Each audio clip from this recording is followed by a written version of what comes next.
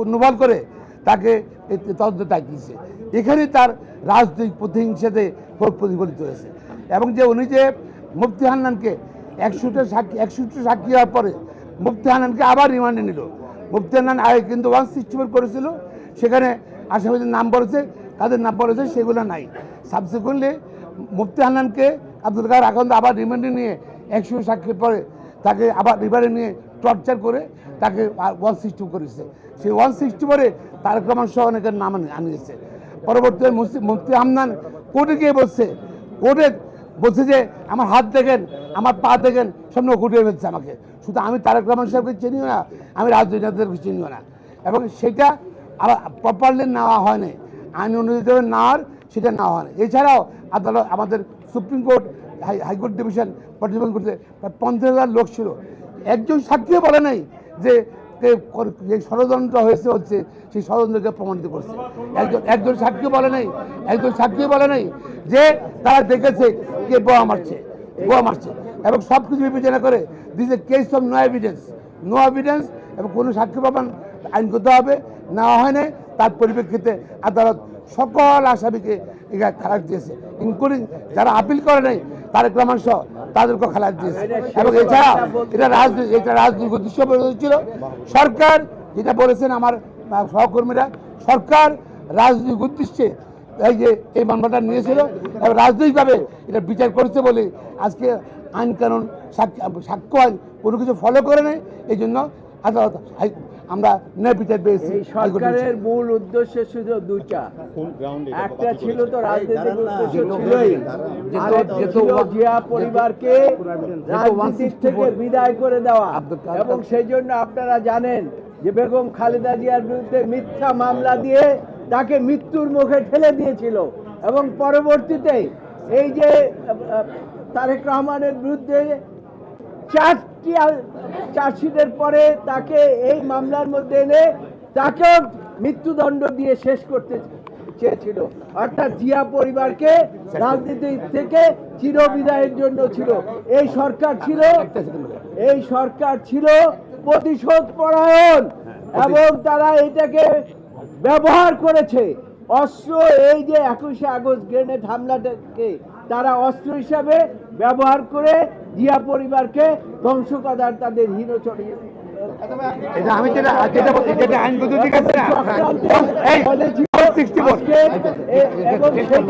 আদালত বুঝতে পেরেছে।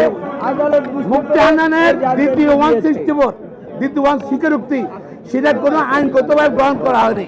এই কারণে এবং সাক্ষ্য প্রমাণে একজন সাক্ষীও আসামিদেরকে দেখে নাই, নাম বলে নাই, এই জন্য খালাস। ন্যায় বিচার পেয়েছে আমার ভাই।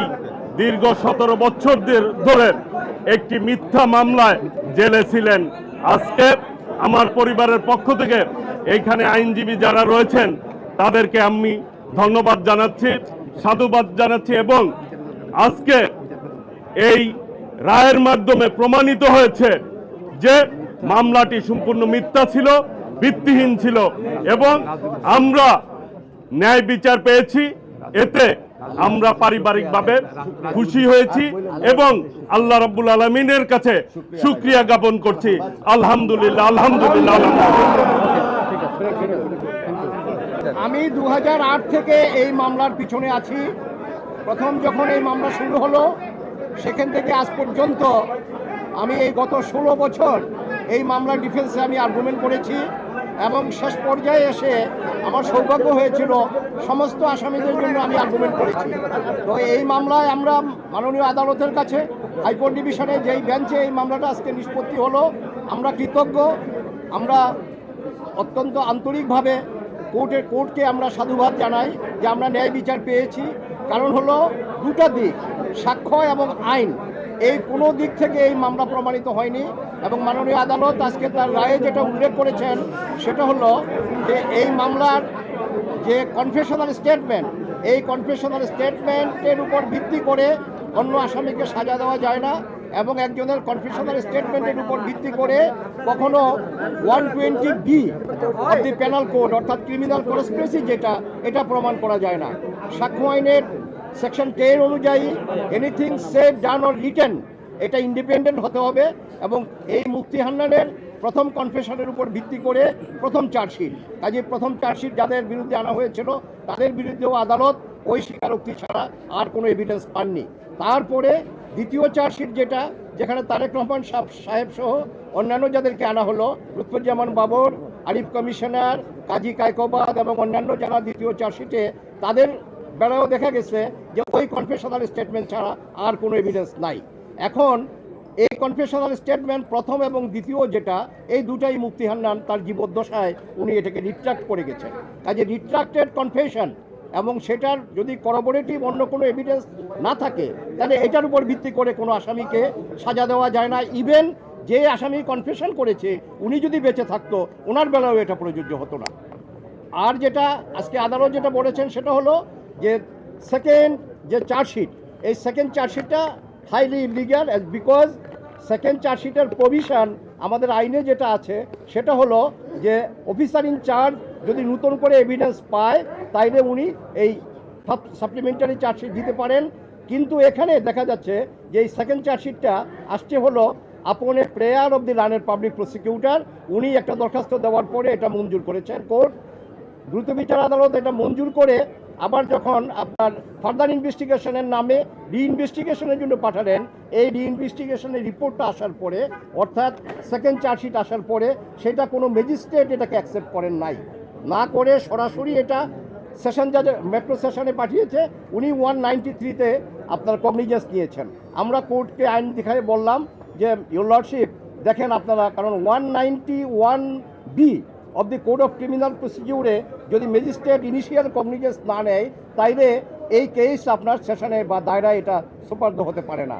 আজকে আদালত তার রায়ে স্পষ্ট এটা উল্লেখ করেছেন যে দ্বিতীয় চার্জশিটটা যদিও একটা চার্জশিট আসছে, বাট এই চার্জশিটটা আমরা কগনিজেন্সি নিতে পারছি না এই জন্য কারণ এই মামলায় এই সেকেন্ড চার্জশিটের বেলা 191B এটা কমপ্লাই হয় নাই, যার ফলে মহানগর দায়রা জজ যে কগনিজেন্সটা তারেক রহমান সাহেব এবং অন্যান্য দ্বিতীয় চার্জশিটে লুৎফুজ্জামান বাবর, আব্দুল সালাম পিন্টু যাদের বিরুদ্ধে আপনার এই যে দ্বিতীয় চার্জশিট নিলেন বললেন যে না এটা হাইলি ইলিগ্যাল এবং it is not tenable in the eye of law. আর প্রথম চার্জশিটে আব্দুল সালাম পিন্টু সাহেব ছিলেন কিন্তু সেই চার্জশিটটাও অ্যাকসেপ্টেবল না, কারণ হলো যে ওই চার্জশিটে that is also on the basis of the confessional statement of Mufti Hannan which was retracted by হিম।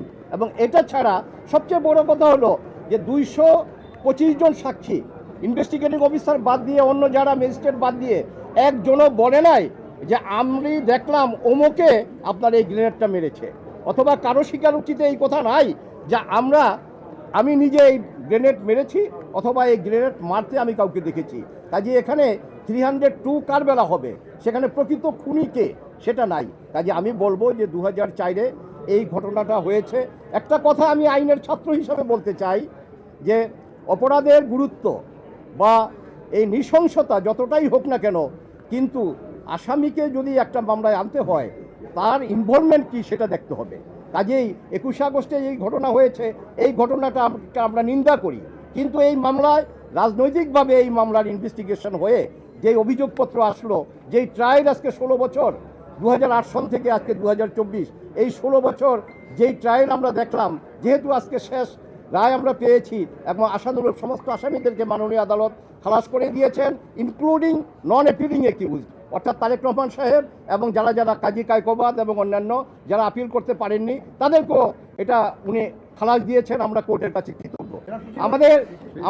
আমাদের মফস্বল কোর্টে একটা কথা আছে, নথি শুদ্ধ খালাস। তো আজকে আমার সবচেয়ে আনন্দ লাগছে আমার ডিফেন্স টিম সহ যে আমার 16 বছরের পরিশ্রম সার্থক হয়েছে, এই মামলা নথি শুদ্ধ খালাস হয়েছে আলহামদুলিল্লাহ। জি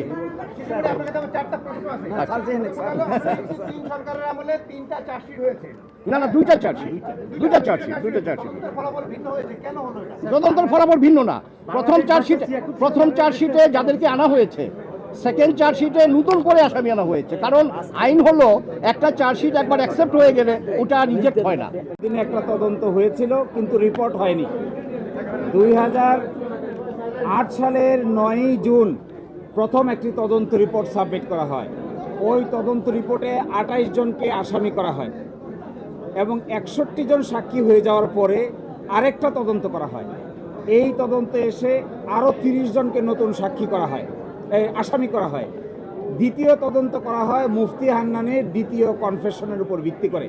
আদালতের সামনে প্রথম প্রশ্ন, মুফতি হান্নান যে দ্বিতীয় কনফেশন দিয়েছেন, উপমহাদেশের ইতিহাসে 400 বছরের ফৌজদারি ইতিহাসে এই ধরনের কোনো দ্বিতীয় কনফেশন হয় কিনা, হলে এর উপর কোনো সাজা হয়েছে কিনা। আমরা আদালতে দেখিয়েছিলাম যে এই ভারতীয় উপমহাদেশে বিগত 400 বছরের ফৌজদারি বিচার ব্যবস্থার ইতিহাসে দ্বিতীয় কনফেশনের উপর ভিত্তি করে এই ধরনের কোনো সাজা কাউকেই দেওয়া হয় নাই। এবং খুবই ইন্টারেস্টিং, 225 জন সাক্ষী নেওয়া হয়েছে। এই 225 জন সাক্ষীর ভিতরে যাদের কনফেশন আছে সকলকেই টিএফআই সেল, যাকে বলা হচ্ছে টাস্ক ফোর্স সেল, এই টাস্ক ফোর্স ইন্টেলিজেন্স সেলে 200 দিন, 220 দিন, 261 দিন পর্যন্ত রাখা হয়েছে আসামিদের। ফলে তাদের কনফেশনের আইনগত কোনো মূল্য নাই। এবং আরেকটি ইন্টারেস্টিং প্রশ্ন এখানে আছে, এই টিএফআই সেলে যাদেরকে রাখা হয়েছিল, টর্চার করা হয়েছে যাদের, তারা একজন বলেছে আরেকজনকে দেখেছে, শুনেছে, কিন্তু কি কথা হয়েছে, কি কনস্পিরেসি হয়েছে তার কোনো উত্তর দিতে পারে নাই। ইন্টারেস্টিং হলো বাবর সাহেব, আব্দুল সালাম পিন্টু সাহেব এবং যাদেরকে পরবর্তী চার্জশিটে আনা হয়েছে, কায়কোবাদ সাহেব সহ, এই পরবর্তী চার্জশিটের মূল ভিত্তি ছিল রাজনৈতিক বিবেচনা। এই রাজনৈতিক বিবেচনায় তারা বিচার করেছে কাকে কাকে আসামি করলে পরে রাজনৈতিকভাবে দোষারোপ করা যাবে।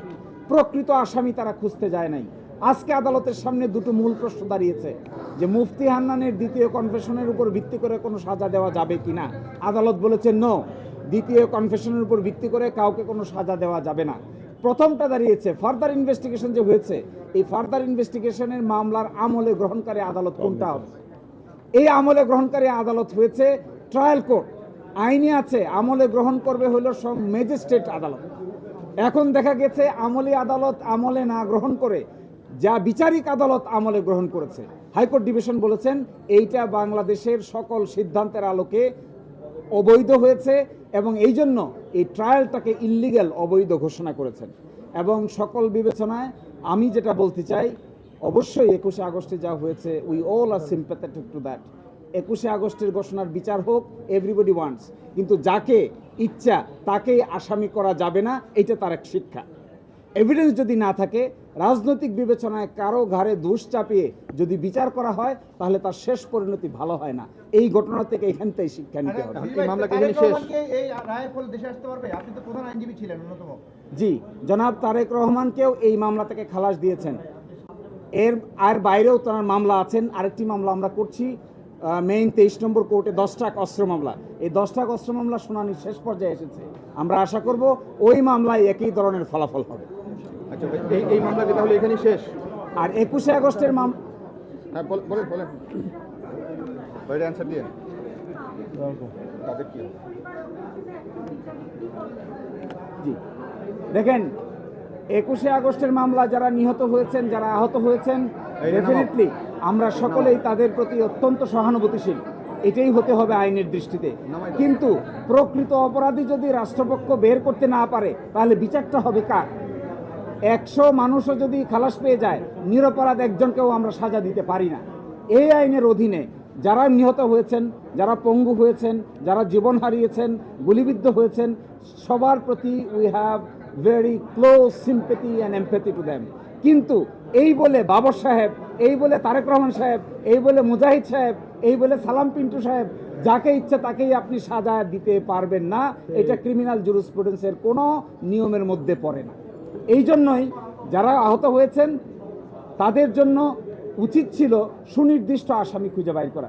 সুনির্দিষ্ট আসামি না খুঁজে আমরা খুঁজেছি রাজনৈতিক প্রতিপক্ষ। রাজনৈতিক প্রতিপক্ষ খুঁজতে গিয়ে সুনির্দিষ্ট আসামিরা তার সহযোগিতা নিয়ে ফাঁক তালে বেরিয়ে গেছে, আমরা তা খুঁজতেও যাইনি। এই জন্য এইভাবে টর্চার করে, ক্রিমিনাল জুরিসপ্রুডেন্সকে ব্যবহার করে যাকে ইচ্ছা তাকে সাজা দেওয়ার যে নীতি, এই নীতি কোনো সরকারের আমলে কারো জন্যই প্রযোজ্য হওয়া উচিত না। তাদের জন্য কি পথ থাকলো? তাদের পথটা কি থাকলো?